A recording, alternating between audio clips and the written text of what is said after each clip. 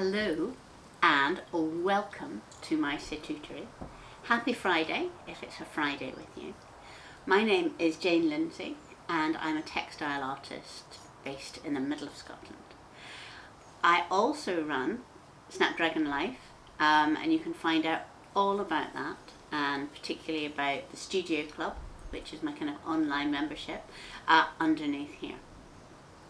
So this week I have been mainly down in the studio. I'm writing a kind of a freelance piece of writing about dyeing embroidery threads. So I've been working a lot on getting the technique just right, and I've also been working on the embroideries that I'm making for an exhibition that I'm part of in June. So I'm going to take you down to the studio and I'll let you see what I've been doing, give you a kind of a bit of an insight into all of the different steps that are involved in creating colour from actual plants. But first of all, I wanted to show you these amazing tulips.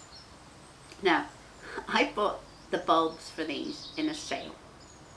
They were 2/3 off. I thought I would hate them because, you know, they're pink and white, but I thought, well, I'll plant them and then I'll give them to somebody who really likes that kind of colourway.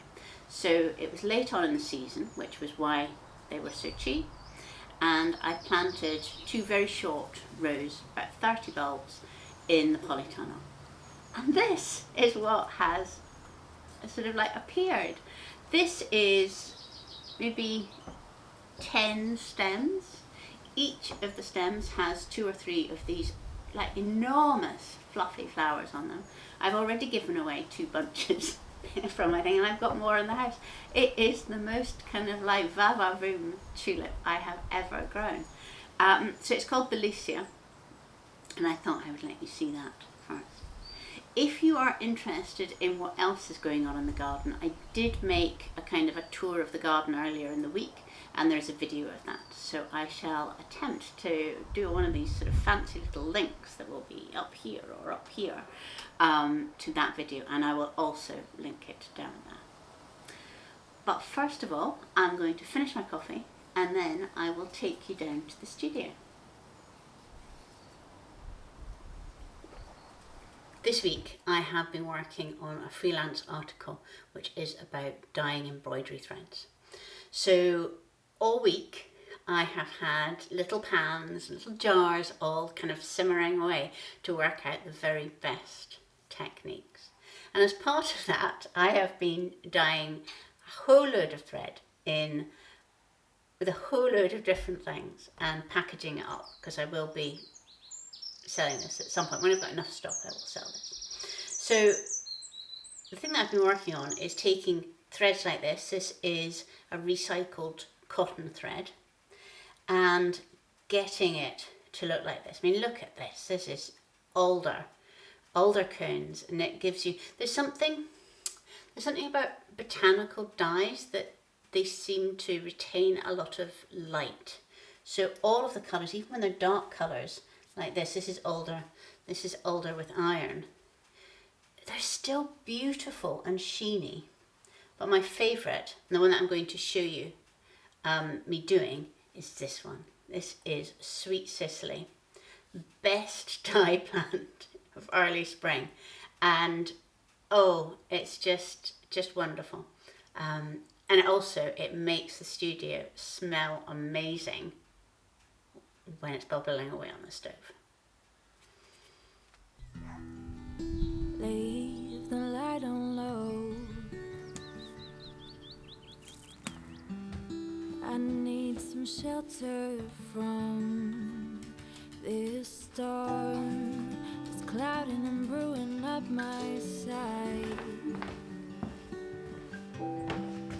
Oh, will I ever see the light?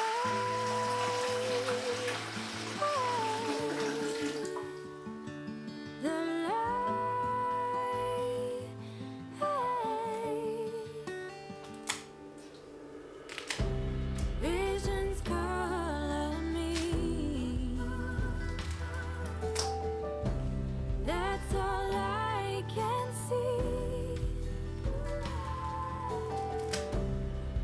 these ghosts fade in light.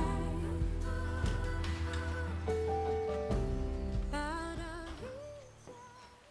of Earlier this week there was a kind of a live Zoom social thing in the studio club, and we were talking predominantly about sort of spring food and spring recipes, but the topic of natural dyes came up, as it often does, and we were talking about how so many things affect the final colour. You know, it could be the time of year, whether you pick it in spring or whether you pick it later in the summer. It could be where you're growing it. It can be your water. It can be how much sun it's got. It can be to do with the fibres that you're using. And we were talking about, even, is it possible that with wool it would affect the colours where your sheep were grazing, with minerals and things would go into the actual fleeces. So it's a really interesting conversation, and I actually think that it's that unpredictability, the fact that I'm not in control, that I work with whatever it is that nature gives me, that is what I love about natural dyeing. Because when I had a flower farm here and I was a florist and I would do wedding flowers and that kind of thing, what I loved most is that I wasn't really in control. That as I didn't buy in any flowers, each wedding, for example, I would be picking flowers from the garden, and it would depend on the weather as to what we had, and some of them might be beautifully kind of squint and so on, and I felt that it was that was a good creative challenge for me, but that also meant that it wasn't just about me, that nature had an awful lot to do with what I was creating. I think that is probably what links my flower farm and now my natural dyeing and botanical printing.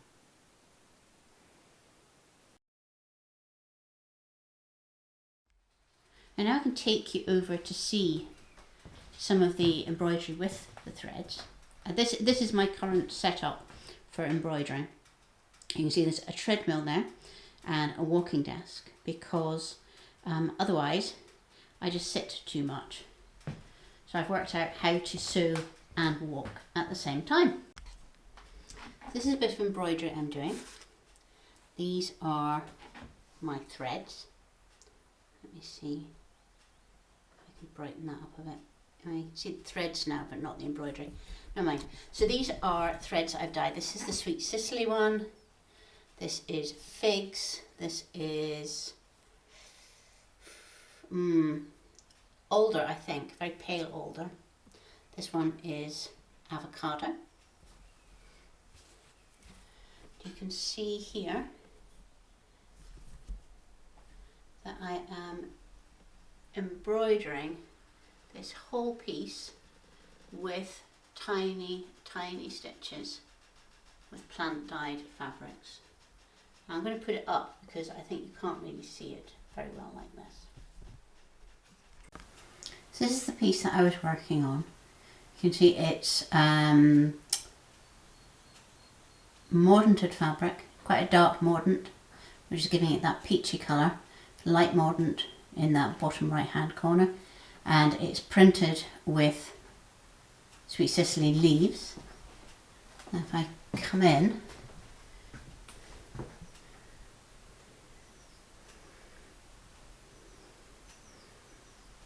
you can see all of the plant dyed stitches.